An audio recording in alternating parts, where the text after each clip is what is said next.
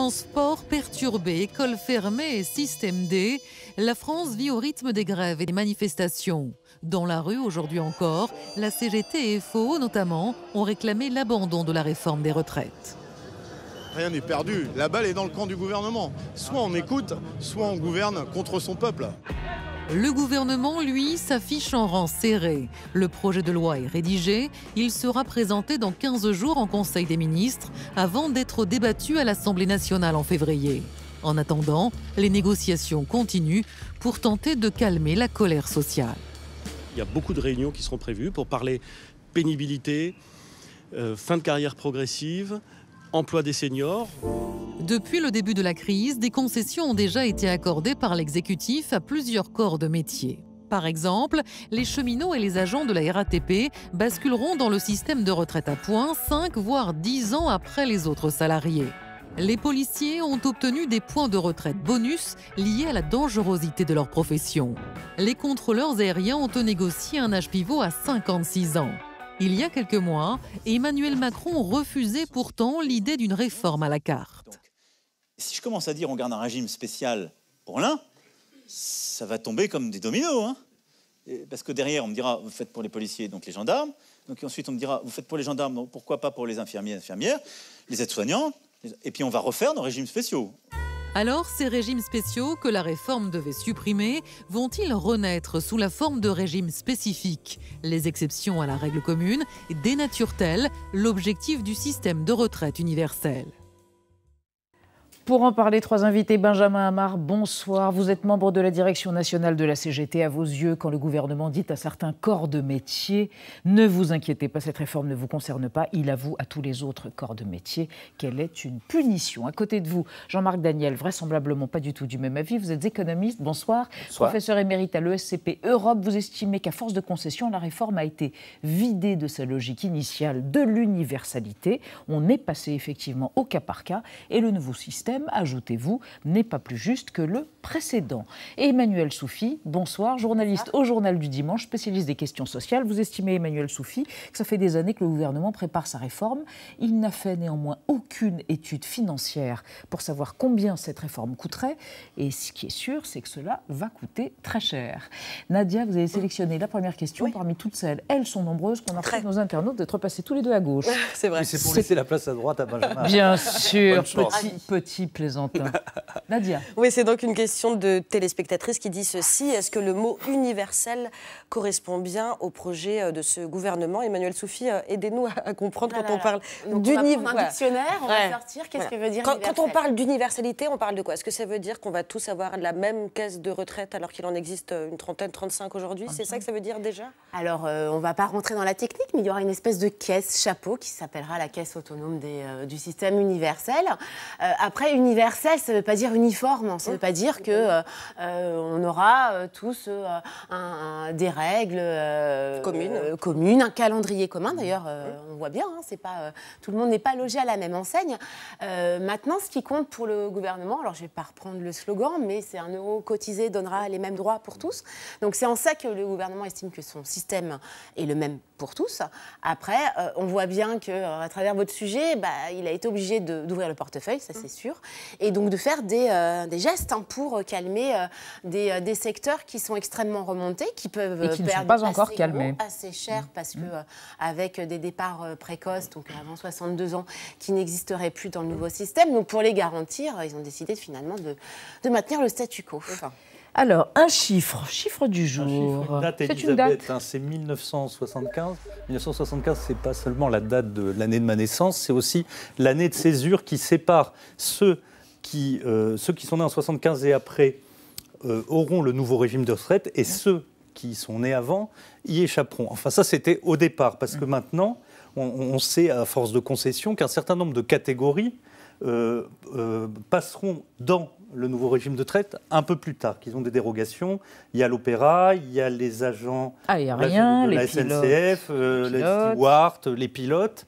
Alors, Jean-Marc Daniel, est-ce que déjà ces concessions, ces modulations sur l'âge d'entrée dans ce nouveau régime ne sont pas la preuve que l'universalité est sérieusement entaillée? Alors, elle est entaillée et le problème, si vous voulez, c'est que par rapport au projet initial, qui est un projet qui a été réfléchi de longue date et dont les initiateurs sont des universitaires, y compris Thomas Piketty. Il ne faut pas non plus ignorer que ce travail n'est pas un travail qui est arrivé comme ça sur la table, comme Il ça. était le directeur de thèse d'Antoine Bozio, qui a théorisé le livre qui sert de référence sur le plan théorique à l'organisation de ce système. Il y avait quand même cette idée qu'effectivement, il y a des métiers qui sont pénibles, des métiers sur lesquels, effectivement, on doit modifier la façon de calculer les points, avec cette idée que, en fait, les actuels régimes spéciaux, ils traduisent l'histoire et ils traduisent en réalité la capacité qu'ont eu certaines professions à obtenir la création d'un régime de retraite avant 1945, dans des conditions qui sont très particulières. L'opéra, c'est Louis XIV qui leur a donné, et c'est lui qui a décidé que c'était 40 ans le départ à la retraite. Le départ des danseurs. Oui, les danseurs de l'opéra. Sous Sarkozy, on a retardé tout le monde de 2 ans, ça fait 42 ans. Mais bon, on peut considérer que la parole de Louis XIV est une parole à laquelle on ne touche pas, mais on peut un peu réfléchir. De même, quand on regarde les régimes qui avaient été créés comme dans la fonction publique, ils ont été créés sous Napoléon III. Donc, tout ça a évolué. Et donc, je pense que le véritable enjeu, puisque le gouvernement parle non pas de recréer des régimes spéciaux, mais des régimes particuliers ou spécifiques. Spécifiques sur les mots, non ? C'est d'analyser effectivement la réalité des métiers et la réalité des professions. Le deuxième élément qui est clair dans l'histoire de l'universalité, c'est qu'on est dans un système à l'heure actuelle où il y a ce qu'on appelle des polypensionnés, dans un système qui est devenu extrêmement confus, avec des gens, la Cour des comptes évalue entre 10 et 20% des gens qui sont à la retraite à l'heure actuelle qui n'ont pas la retraite à laquelle ils ont en réalité droit parce que le système est devenu tellement complexe que personne n'est capable de leur donner la réalité de leurs droits. Il y a même des gens dont le travail, le métier est de venir vous voir en disant on va essayer de vous expliquer quels sont vos droits à la retraite. Et donc l'idée de l'universalité, c'était une idée de simplification pour que personne ne se trouve dans cette situation de ne pas comprendre ce à quoi il a droit. La simplification est un peu embrouillée, Benjamin Amar, parce que donc il y a des différences d'âge pour l'entrée dans le nouveau régime, mais il y a aussi des différences d'âge pour la retraite à taux plein. Les pilotes de ligne, c'est 60 ans, les contrôleurs aériens, c'est entre 52 et 59 ans, les policiers, c'est 57 ans. Donc les régimes spéciaux se sont transformés en régimes spécifiques. Vous devriez être satisfait, non ? Alors, en l'occurrence, je suis très content qu'on ait ce débat-là, parce qu'il permet d'illustrer quelque chose de très important. Moi, je trouve que c'est toujours intéressant lorsque finalement c'est la parole du camp adverse qui est plus convaincante que la vôtre. Moi, je me suis fait alpaguer il n'y a pas longtemps parce qu'on a des opérations, vous savez, vis-à-vis des usagers, vis-à-vis des... La CGT ? Voilà, la CGT, bien sûr. Donc là, il n'y a pas longtemps, on l'a fait régulièrement. On était dans un centre commercial pour distribuer des tracts, faire de la solidarité, des caisses de grève. Et donc, en même temps, on discute avec les gens. Et à un moment, il y a un monsieur, la plupart, on a un très bon accueil, je vous le dis. Mais il y a un moment, un monsieur qui, lui, était pas content, donc on discute. Et il essaye de défendre la réforme. Et je lui dis, mais attendez, excusez-moi une chose qui est si simple. Si la réforme, elle est si bien, si elle est si porteuse de justice sociale, alors pourquoi, encore une fois, le gouvernement prend la précaution d'aller dire régulièrement à certaines catégories, ne vous inquiétez pas, c'est pas pour vous, ou finalement fait survivre le système. Ça veut bien dire que ce système est une punition, comme vous l'avez rappelé tout à l'heure, vous avez rappelé mes propos, exactement, ça veut bien dire cela. Et c'est quand même, on va quand même pas raconter n'importe quoi. Rappelons pourquoi, par exemple, les personnels navigants, pourquoi est-ce que, à quel moment ça tombe ? Vous avez un préavis de grève, le 3 janvier. Qui est annoncé pendant les vacances. Et là, le gouvernement a le trouillomètre à zéro, se dit, il manquerait plus qu'en plus, on est début janvier, un secteur aérien bloqué, donc, comme par magie, par transsubstantiation, tout d'un coup... Un mauvais esprit dirait c'est la récompense au pouvoir de nuisance. Alors, en tout cas, je vais vous dire... Non, mais attendez. Un esprit normal. Non, mais un esprit... Je vous laisse juger.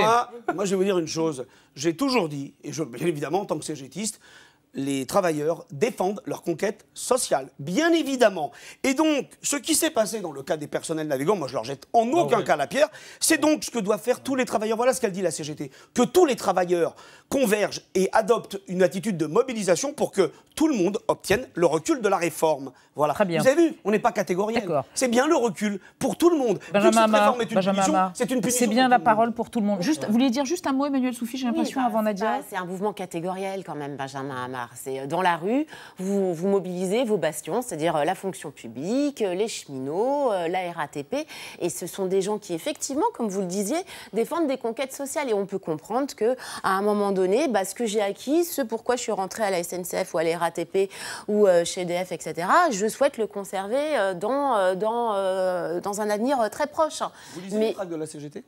Bah quand même. Ah ben, si vous les lisez, vous devriez je les apprends savoir. pas par cœur. Nous, par exemple, alors je vais vous dire, on a une grande fédération à la CGT qui est celle du commerce et des services, et on met en avant que pour les salariés du privé, la perte des 25 meilleures années est une catastrophe, et donc on les mobilise là-dessus. Il est faux de dire qu'on défend les catégories de privilégiés. Les privilégiés, je peux vous donner une liste de privilégiés, on les connaît. Benjamin Amar. Non, attendez, après, Jean-Marc Daniel, parce qu'on va évoquer, et vous êtes concerné, enfin pas concerné par rapport à votre âge, pardonnez-moi, mais vous êtes concerné par le sujet, l'âge pivot. Oui, ce qui fait partie du package avec l'âge pivot, c'est que le fait que la première mouture de la réforme prévoit le fameux système de bonus-malus. Alors, pour expliquer concrètement, il faudrait atteindre 64 ans pour bénéficier d'un taux plein. Si on décide de partir plus tôt, la pension subit alors un malus de 5% par an. Mais attention, c'est un malus qui s'applique sur toute la durée de la pension, donc jusqu'au décès. Et c'est un système qui est décrit par Édouard Philippe comme une décote viagère. Et en effet, comme pour un achat immobilier en viager, c'est une sorte de pari sur l'avenir, en l'occurrence sur sa propre longévité. Ça n'a pas toujours été très bien expliqué par le gouvernement. La preuve, c'est que même la porte-parole du gouvernement, Sibeth Ndiaye, s'était emmêlé les pinceaux il y a quelques semaines. Elle avait affirmé que si on choisit, par exemple, de partir à 62 ans, on va payer un malus de 2 ans et à partir de 64 ans, revenir à taux plein. Elle a dû rectifier à peine une heure plus tard. En tout cas, cette semaine, la donne a changé. Le président de l'Assemblée nationale, Richard Ferrand, a proposé que le malus ne s'applique que pendant 3 ans. Alors, ce système, il ne l'a pas inventé. C'est déjà ce qui s'applique dans le système de retraite complémentaire, l'AGIRC-ARCO, qui fait que la pension de ceux qui partent plus tôt est amputée de 10%, là en l'occurrence, mais seulement pendant 3 ans. Et à l'époque, la CFDT, la CFTC, la CFE-CGC n'avaient rien trouvé à redire à ce système, Jean-Marc Daniel. Est-ce que ce serait une mesure effectivement plus juste? Ça adoucirait ce fameux âge pivot de faire une décote temporaire? Je pense que derrière tout ça, donc, même si décote viagère, c'est tout à fait correct sur le plan du langage. Ça ne veut pas dire que... Ça ressemble à ça, oui. Oui, ça ne veut pas dire qu'on va arnaquer des gens en essayant de voir quand ils meurent dans leur maison. Non, c'est bon. Donc, non, c'est une façon, effectivement, qui se veut plus ou moins habile de présenter le fait qu'on retarde l'âge de départ à la retraite. Alors, il ne faut pas se faire d'illusions. La retraite, c'est un prélèvement sur des gens qui travaillent pour payer des gens qui ne travaillent plus. Et donc, la démographie vous rattrape. Donc, à partir de ce moment-là, le gouvernement, il essaie de reporter l'âge de départ à la retraite vers 64 ans, tout en gardant la possibilité pour les gens qui veulent de partir à 62 ans. Mais ça existait. En étant pénalisé, en l'occurrence. Mais ça existait avant. C'est-à-dire que non seulement à la JARCO, mais dans le système de la fonction publique, vous pouvez prendre votre retraite au bout de 15 ans d'ancienneté, à condition, à ce moment-là. Et si vous avez eu 3 enfants, c'est avec jouissance immédiate. Simplement, vous l'avez sur des bases qui sont des bases qui ne correspondent pas à ce que vous avez si vous attendez l'âge de départ maximal. Donc, ces systèmes-là sont des systèmes qui existent depuis un certain temps. Le véritable enjeu, encore une fois, c'est le nombre de cotisants par rapport au nombre de retraités. Et donc de faire en sorte que, effectivement, le système ne soit pas un système en déséquilibre financier. Parce que, juste 2 éléments. Rapidement. Un des engagements du gouvernement, c'est de dire qu'on va maintenir l'enveloppe à 14% du PIB. Et un deuxième engagement qui est important, c'est qu'on va indexer les retraites non plus sur les prix, mais sur les salaires. Et donc là, comme cette année, par exemple, le salaire évolue de 2,4%. Les prix ont viré de 1,2%. Donc, on donne un peu plus. Donc, pourtant, il y a un désaccord. Voilà, donc il faut... Il y a un désaccord établi entre Laurent Berger, qui refuse et qui veut, comme préalable pour la conférence de financement qui commence demain, que cet âge pivot soit retiré de la loi. Le patron de la CFDT, et Édouard Philippe et le gouvernement qui maintient cet âge pivot. Alors, Emmanuel Soufie, est-ce qu'on va sortir de cet affrontement et qui peut l'emporter entre les deux, Laurent Berger et Édouard Philippe? Madame Irma, oui. Voilà, si j'en avais une, je vous le dirais avec toute sincérité. Je reviens juste sur cette histoire de décote et après je vous réponds, promis. Il faut savoir que décote sur cote, ça existe aujourd'hui dans le système actuel et c'est à vie. Dans le régime général, si vous partez avant votre taux plein, vous avez aussi un malus qui est appliqué et un malus qui malheureusement s'applique jusqu'à votre mort, jusqu'à votre décès. Sur cet âge pivot, on voit qu'on est quand même face à un mur et face à une impasse, c'est-à-dire que vous avez un gouvernement, donc Édouard Philippe, qui cherche en fait à trouver le moyen de ramener des ressources, du financement à un régime sur la base d'un rapport du Conseil d'orientation des retraites qui ne fait pas non plus unanimité sur les besoins de financement. C'est 8 à 17 milliards d'euros dont aurait besoin le régime d'ici 2025. Il faut bien trouver une solution. Alors la solution proposée par Édouard Philippe, c'est de faire travailler les gens plus longtemps avec ce système d'âge pivot, d'âge d'équilibre, malus, bonus avant 64 ans. Laurent Berger, lui, il en a fait vraiment sa ligne rouge. Il l'a répété plusieurs fois, totem. plusieurs reprises, un totem, tout à fait.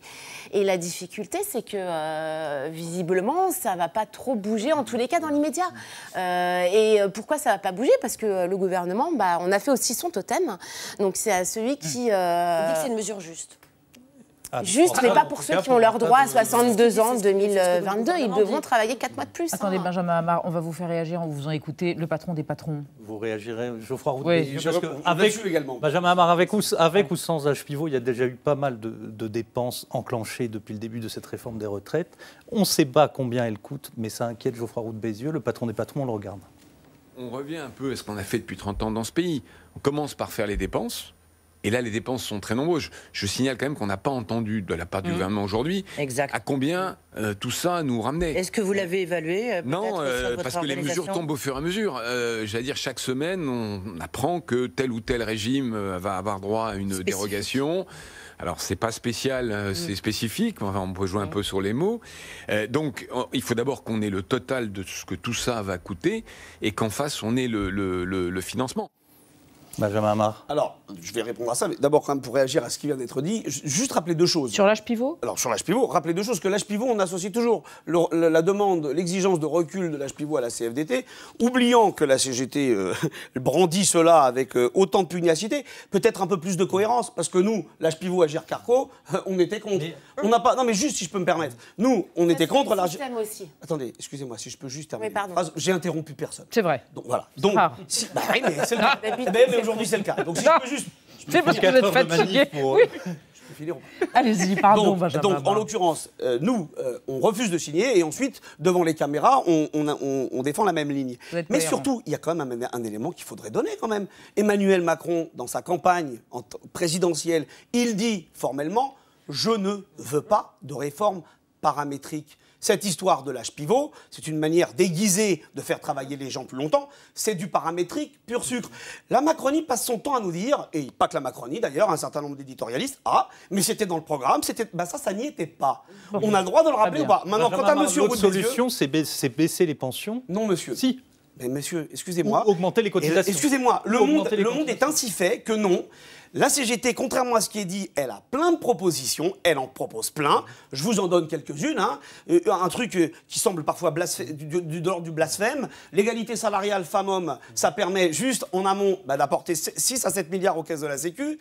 5% d'augmentation des salaires. Pour quelqu'un qui gagne 1 500 €, c'est 75 € d'augmentation. C'est pas la prise du palais d'hiver, mais c'est 18 milliards dans les caisses de la Sécu. Ah, vous voyez? Non, mais excusez-moi, je sais que je suis dans l'ordre du blasphème, là. Mais dans l'ordre du sacrilège. Arrêtez de vous auto-flageller. Alors, non, je m'auto-flagelle pas. Je dis juste que certains ne veulent pas voir qu'il y a pas forcément des mesures austéritaires de sacrifice pour les salariés. Jean-Marc Daniel, pour revenir sur ce que disait Geoffroy Roux de Bézieux, est-ce qu'on peut évaluer la dépense déjà enclenchée par cette réforme de retraite? On a un chiffre précis, c'est les 10 milliards pour le salaire des enseignants qui doit être valorisé pour qu'ils ne baissent pas leur pension. Mais est-ce que le reste est évaluable aujourd'hui? Non, pour l'instant, on n'a aucun chiffre. Et d'ailleurs, tout le monde... C'est 10 milliards par an. Oui, 10 milliards par an. 10 milliards par an.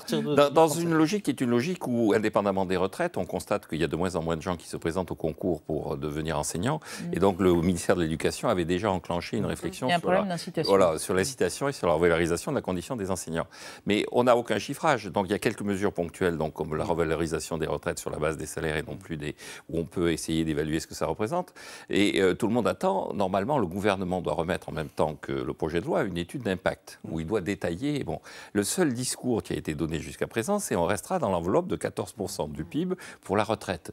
Donc, à partir du moment où on augmente un certain nombre il faudra faire des économies ailleurs. Et les économies ailleurs, il n'y a que deux solutions. Vous l'avez bien dit. Ou bien on baisse la pension à l'entrée dans le système des retraités, ou bien on augmente l'âge de départ à la retraite à partir de l'âge pivot. Et les propositions de la CGT ou d'autres Alors, deux remarques par rapport à ce que vient de dire Benjamin Hamar. Bruno Hamar. La première remarque sur les 62 ans et tout ça, le programme d'Emmanuel Macron était explicite. Oui, il a tout à fait raison. Bon. Là, et sur les propositions et sur les propositions, si vous augmentez les salaires, mais on vient juste de réussir à équilibrer les comptes extérieurs de la France. Si vous réaugmentez les salaires, on est reparti dans un cycle de déficit extérieur. Emmanuel, non, Benjamin, merci s'il vous plaît. Emmanuel, sur les dépenses, justement. Oui, sur les dépenses, alors on parle beaucoup il y a des mesures quand même, enfin on parle des enseignants, mais il y a des mesures qui vont être aussi coûteuses, mais qui sont aussi des mesures de justice sociale.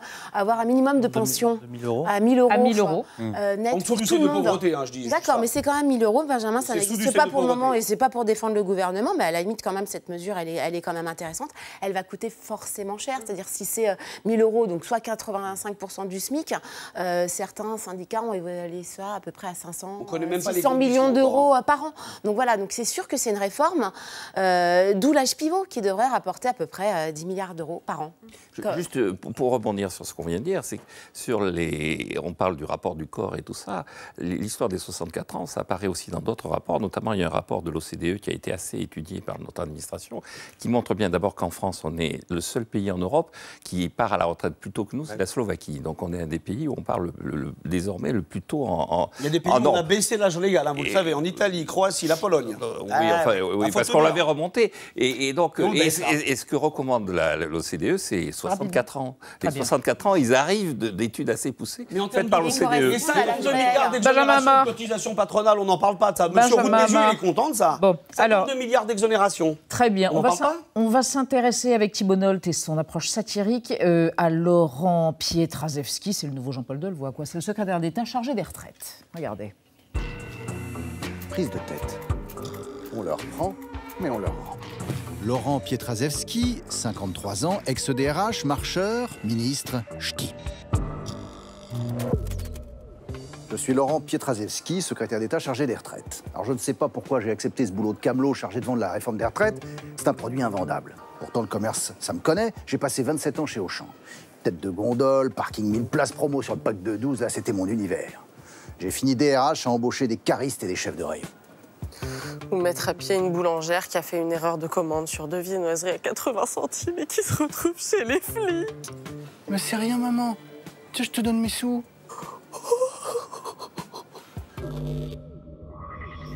J'ai grandi à Lambersart. Mes parents étaient commerçants et artisans dans le Vieux-Lille. J'ai bien été trésorier de la fédération UMP du Nord, mais c'est en 2016 que j'ai entendu l'appel de Macron. Je suis devenu marcheur, ou plutôt coureur, élu député à Armentières où personne ne me connaissait, mais où la marque En Marche faisait l'effet du Made in Germany pour les bagnoles. Et puis ministre en moins de 2 ans. Et j'ai quitté Auchan avec 70 000 €. Comme toi, maman, après une journée de travail. Non, chérie. Moi, c'est 70 €. La grande distribution, c'était ma religion. Maintenant, c'est les vieux. La preuve, et ça je l'ai dit dans ma déclaration d'intérêt, je suis propriétaire bailleur dans un EHPAD à Liévin. Maman, c'est là qu'il habite, papy? Non, mon chéri, c'est trop cher. Papy, il habite dans le cellier de tonton Pierre. Tu vois, petit, il va falloir bien cotiser pour avoir tous tes trimestres, pas trop de chômage, bien travailler jusqu'à 64 ans pour ne pas avoir de décote. Mais si j'ai pas tout ça? Maman va t'expliquer, mon loup. Tu sais ce que c'est, un cellier?